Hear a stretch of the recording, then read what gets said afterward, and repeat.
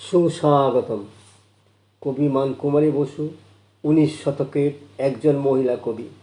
মানকুমারী বসুর আসল পরিচয়, তিনি হলেন অমৃতাক্ষর ছন্দের মহাকবি মাইকেল মধুসূদন দত্তের ভ্রাতুষ্পুত্রী। তার পিতার নাম আনন্দমোহন দত্ত এবং মায়ের নাম শান্তমণি দত্ত। এই স্বনামধন্য মহিলা কবিকে নিয়েই ইউটিউবের সাহিত্যে নবদিগন্ত চ্যানেলে আজকের ভিডিওটি হলো 19 শতকের মহিলা কবি মানকুমারী বসু। গ্রন্থনায় রবীন্দ্র কুমার চক্রবর্তী। 19 শতকে যে কয়জন মহিলা সাহিত্যিক পুরুষ সাহিত্যিকদের সঙ্গে সমান তালে সাহিত্যাঙ্গনে পদচারণা করেছিলেন, অমৃতাক্ষর ছন্দের রচয়িতা মাইকেল মধুসূদন দত্তের ভ্রাতুষ্পুত্রী মানকুমারী বসু তাদের মধ্যে অন্যতম। কবি মানকুমারী বসুর পিতা আনন্দ বসুর ঔরসে এবং মাতা শান্তমণি দত্তের গর্ভে 1863 খ্রিস্টাব্দে 23শে জানুয়ারি পূর্ববঙ্গের যশোর জেলার শ্রীরামপুরে মামার বাড়িতে জন্মগ্রহণ করেন। কবির পিতা ছিলেন বিশেষ শিক্ষানুরাগী। কবি নিজেই স্বীকার করেছেন শিশুকালে তিনি খুব অভিমানী ছিলেন বলে তার নাম হয়েছিল মানকুমারী।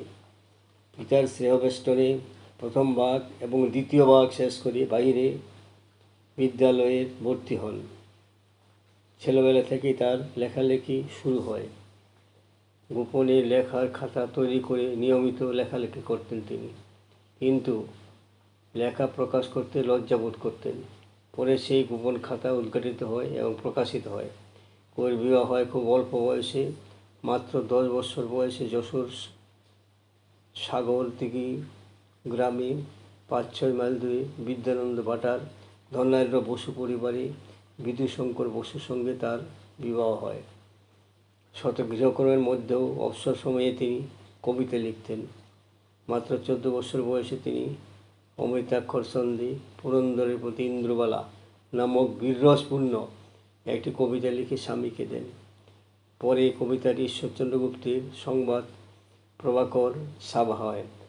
পরে ঈশ্বরচন্দ্র গুপ্ত লেখেন, ইহার গলায় আমার প্রশংসা শত নারী হার পরাইলাম। কবিতাটি হলো, দুরন্ত যৌবন বলে ভারতের ভিতরে পশিলে আসিয়া পুরন্দর মহাবলী, কেমনে সাজিল রানী প্রিয়তমা তার ইন্দ্রবালা কেমনে বা করিল বিদায়, কৃপা করি কহময়ে কল্পনা দেবী, কেমনে বিদায় দেই বীর বলে। মাত্র 19 বছর বয়সে তিনি স্বামীহারে হন। স্বামীর মৃত্যুর পর তিনি ভেঙে পড়েন।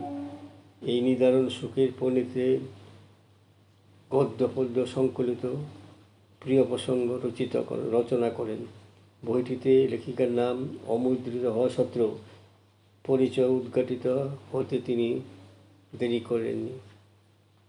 স্বামী বিয়োগের পর তিনি লেখাপড়া এবং লেখালেখিতে অধিকতর মনোযোগ করেন। বিভিন্ন পত্রিকায় তার লেখা নিয়মিত প্রকাশিত হয়।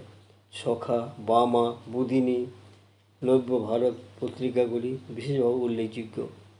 গদ্য পদ্য, উপন্যাস, প্রবন্ধ, আখ্যায়িকা প্রভৃতি রচনা মিলে তার গ্রন্থের সংখ্যা প্রায় 12টি। 1896 সালে কাব্য কুসুমাঞ্জলি এবং কনকাঞ্জলি নামে 2টি কাব্য প্রকাশ করেন। এছাড়াও কাব্যগুলির মধ্যে বিশেষভাবে উল্লেখযোগ্য হল বনবাসিনী ও বীর কুমার বধ, বিভূতি প্রভৃতি। শুভ সাধনা গদ্যপদ্য 1911 সালে এবং পুরাতন ছবি আখ্যায়িকা 1936 সালে প্রকাশ পায়। মানকুমারী বসুর কবিতাগুলিতে নানা শ্রেণীতে ভাগ করা যায়, যেমন 1 নম্বর ভক্তিমূলক, 2 নম্বর পৌরাণিক, 3 নম্বর প্রকৃতি বিষয়ক, 4 নম্বর গার্হস্থ্য সম্পর্কিত, 5 নম্বর স্বামী ঘটনা বিষয়ক, 6 নম্বর জাতীয়তা বা স্বদেশমূলক, 7 নম্বর সমাজ সম্পর্কিত। ভক্তিমূলক কবিতার মধ্যে শিব পূজা, ঈশ্বর ও মা উল্লেখযোগ্য। পৌরাণিক কাহিনীর মধ্যে প্রমীলা। প্রকৃতি বিষয়ক কবিতার মধ্যে মলয় বাতাস, উষা বিশেষভাবে উল্লেখযোগ্য। গার্হস্থ্য সম্পর্কিত কবিতার মধ্যে আদর ও ও প্রীতি প্রতিমা বিশেষভাবে উল্লেখযোগ্য। আধুনিক বাংলা কাব্যে দেশপ্রেমের প্রথম ইঙ্গিত পাওয়া যায় কবীশ্বর গুপ্তের কবিতায়। তারপর গোটা শহর জুড়ে এই জাতীয় কবিতার জোয়ার বয়ে গিয়েছে। মহিলা কবিরা এর ব্যতিক্রম নন। মানকুমারী বসু কবিতাতে এই সুরধ্বনি শোনা যায়। তার রচিত কবিতাটি হলো আমরা কারা, শিখতে বিদেশি বলি, জাতিভাষা গেছি বলি। স্বামীহারা মানকুমারী সুখে আচ্ছন্ন হয়ে স্বামীকে উদ্দেশ্য করে প্রিয় প্রসঙ্গ বা হারানো প্রণয় যে গদ্য রচনা করেন তাহা 1884 সালে ডিসেম্বর প্রকাশ পায়। গ্রন্থটিতে স্বল্প দৈর্ঘ্যের কিছু প্রবন্ধ রয়েছে। প্রতিটি প্রবন্ধ স্বামীর বিরহিণী এবং একাকিত্বের যন্ত্রণার মূর্ত প্রতীক। প্রবন্ধগুলি হল দুর্গোৎসব, মুখরে মুখ, তুমি কোথায়, মরুভূমি মরীচিকা, পিঞ্জর বিয়োগী, একাদশী, অরণ্য রোদন।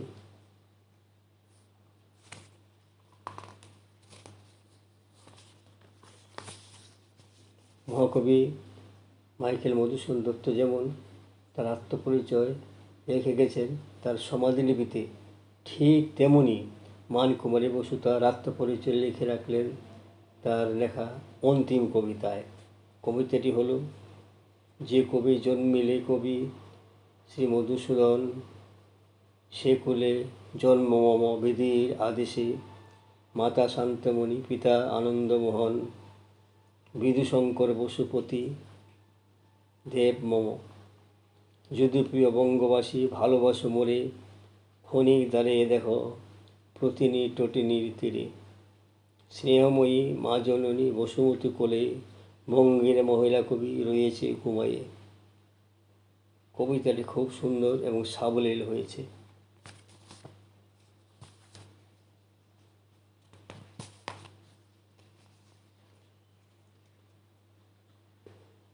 দীর্ঘ 60 বছর কাল মানকুমারী বসু বাংলা সাহিত্যে সেবা করে গিয়েছেন। কলিকাতা বিশ্ববিদ্যালয় 1839 সালে তাকে সর্বপ্রথম ভুবন মোহিনী সুবর্ণ পদক ও 1941 সালে জগত্তারিণী সুবর্ণ পদক দান করে সম্মানিত করেন। একমাত্র কন্যা প্রিয়াবালার মৃত্যুর পর তিনি শেষ জীবনে একা জীবনমৃত হয়ে অবস্থায় কাটিয়েছিলেন। কন্যা সুখে তার শেষ জীবন ভোগ করতে হয়েছিল। অবশেষে 1943 সালে 26 ডিসেম্বর 81 বছর বয়সে তিনি পরলোক গমন। এই মহিলা কবির জীবন বৃত্তান্ত সংক্ষিপ্তভাবে এখানেই শেষ হলো। যদি আপনাদের ভালো লাগে সাবস্ক্রাইব, শেয়ার এবং লাইক করতে ভুলবেন না যেন। নমস্কার।